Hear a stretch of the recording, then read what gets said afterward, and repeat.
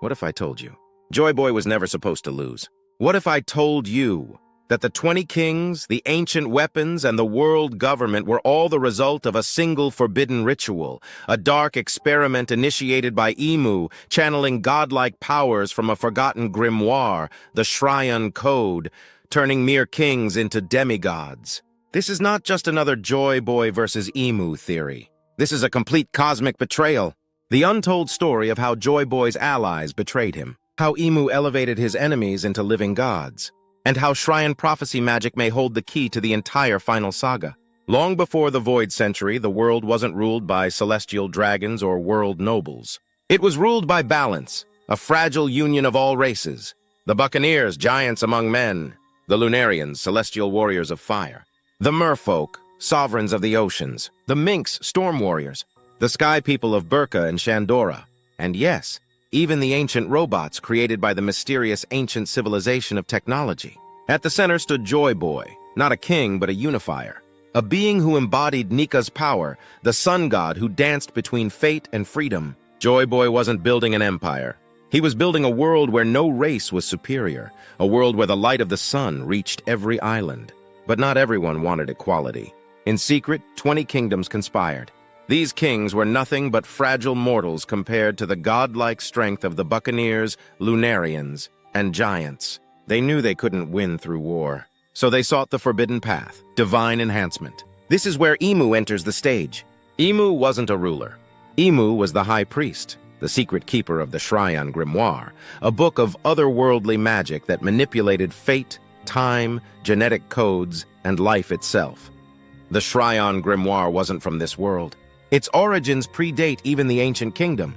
With it, Imu offered the 20 kings a terrifying bargain. Abandon your humanity and I shall elevate you into god kings. Through rituals combining Shiron prophecy, magic, forbidden gene splicing, and energy drawn from the sea devil itself, the 20 kings became the divine council. No longer mortal, now wielders of godlike abilities that could rival even Joy Boy. Using the Shiron Grimoire, Imu cracked the laws of nature itself. The devil fruits weren't natural. They were artificial manifestations of spiritual essence, extracted from the defeated gods of ancient times, condensed into living abilities. The Mera Mera no Mi was the condensed spark of the primordial flame god. The Hito Hito no Mi model Nika is the surviving will of the joyful sun god. The Yami Yami no Mi channels the essence of the chaos void. Each fruit represents a fragment of forgotten deities, long erased from history. The 20 kings were granted the first batch of true god fruits, prototypes more powerful than even the modern devil fruits. These god fruits rewired their bodies, minds, and souls, effectively making them immortal. One of the most terrifying creations was the Mera Mera no Mi prototype. Unlike the modern version used by Ace and Sabo, the original Mera was a counter-sun fruit, designed to directly oppose the Nika fruit. While Nika embodies freedom, laughter, and liberation, the original Mera represented absolute order through flame. It didn't burn chaotically. It burned like judgment, cleansing rebellion and freezing fate itself. The first wielder of the original Mera prototype was one of Imu's most loyal kings, known as the Pyrolord of Midgard, an ancient empire long erased. With this power, the Pyrolord could turn entire oceans into fields of glass, burning even the moisture from the air. Joy Boy's liberation army couldn't stop it. The true weapon, however, wasn't the god fruits. It was the Shiron prophecy magic.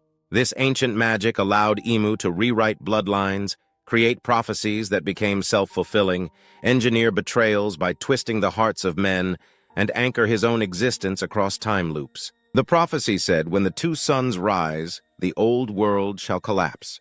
To ensure his dominance, Imu engineered Joy Boy's most trusted lieutenants to turn on him, believing they were fulfilling destiny by betraying him.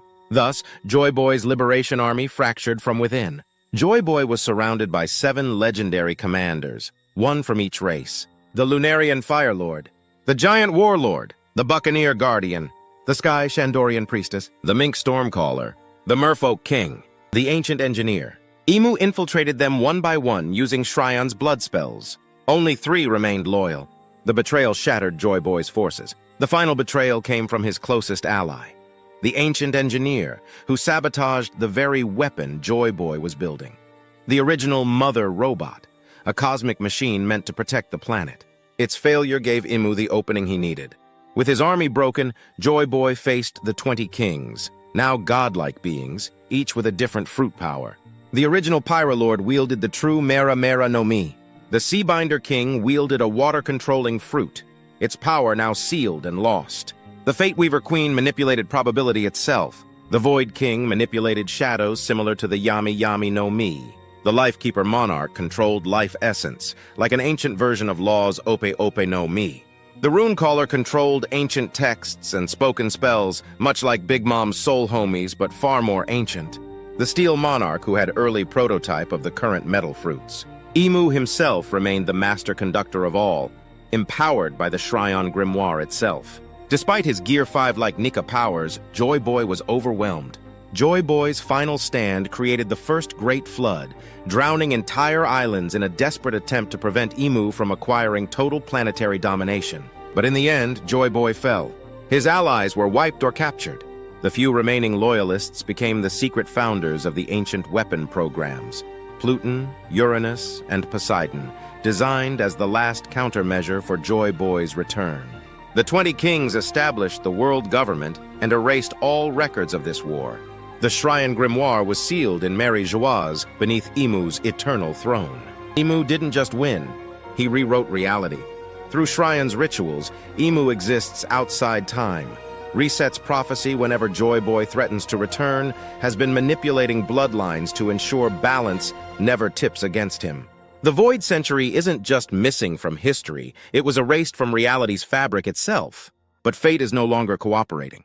With Luffy's awakening of the Hito Hito no Mi model Nika, the eternal recursion was broken. The drums of liberation aren't just hockey or sound, they are the counter-resonance to Shiron's prophecy spells. Every beat is a crack in Imu's control grid.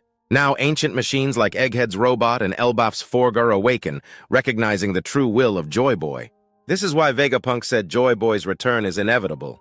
The remaining questions for the final saga: who still holds fragments of the Shiron Grimoire? Will the lost children of the Seven Pillars return to either help or betray again? What is the final evolution of Gear 5 when Luffy fully connects with the First Dawn's technology? Can the ancient mother robot be reactivated to challenge Imu's fortress directly? One thing is clear. Imu was not a god. Imu created gods. But the original Sun God was never created. He was born. The greatest villain of One Piece may not be Imu alone, but the forbidden magic system he unlocked. Shiron prophecy magic is the virus inside the world. The only cure? Joy Boy's laughter. The final war won't just be pirates versus marines. It will be the full-scale purification of existence itself. Subscribe if you hear the drums of liberation rising. Comment break the code if you're ready for Shiron's secrets to be revealed. We're heading into the greatest war Oda has ever written.